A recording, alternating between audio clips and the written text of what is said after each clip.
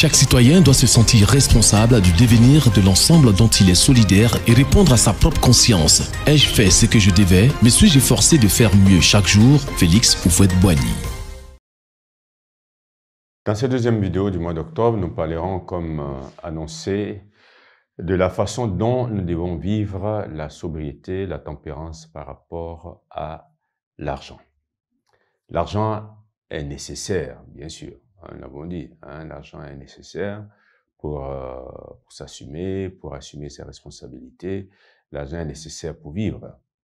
Mais un danger peut survenir qui est celui de chercher l'argent à tout prix, au mépris des différentes règles morales, juridiques et sociales. Et c'est pour ça qu'il est important d'être tempérant aussi dans ce domaine. Nous proposons deux moyens. Il y en a d'autres, mais nous en avons choisi deux qui nous permettront de vivre la sobriété dans ce domaine capital. Le premier moyen, c'est celui de la lutte contre la cupidité. Et le deuxième moyen, c'est la lutte contre l'avarice. Commençons par la lutte contre la cupidité. Qu'est-ce que la cupidité? La cupidité, nous dit le dictionnaire Larousse, est le désir immodéré des richesses, de l'argent. La cupidité est synonyme de rapacité. Le cupide, c'est la personne qui est avide d'argent. C'est la personne qui est âpre au gain. La cupidité, en plus de la jouissance et du plaisir, vise l'acquisition avec ardeur des choses qui les procurent. De façon figurative, il faut le dire, l'écrivain et philosophe français Blaise Pascal écrivait dans ses pensées ceci. Et nous citons, « Rien n'est plus semblable à la charité que la cupidité, et rien n'y est si contraire. » La cupidité pousse à quoi? La cupidité pousse à toutes sortes d'acquisitions de l'argent par des procédés malhonnêtes et illégaux.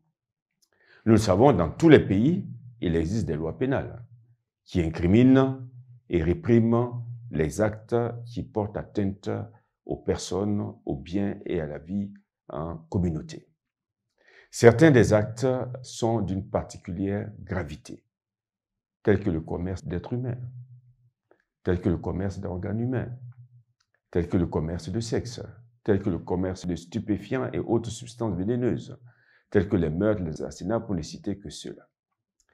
Comment peut-on admettre qu'on puisse vendre des êtres humains pour se procurer de l'argent? Comment peut-on admettre qu'on puisse rendre florissant le commerce de la drogue pour avoir de l'argent au risque de mettre en danger la vie des personnes, notamment des plus jeunes, etc., etc.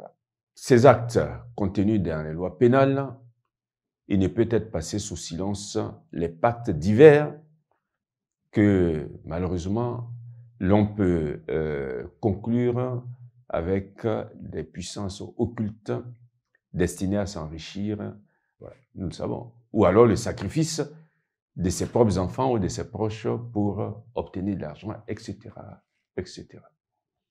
Voilà un peu ce à quoi la cupidité peut pousser les hommes. Pour symboliser tout cela, un dicton populaire dit que la cupidité pousse le cupide à aller jusqu'à même vendre sa mère par désir de richesse. Vous voyez un peu ce à quoi la cupidité peut pousser les hommes.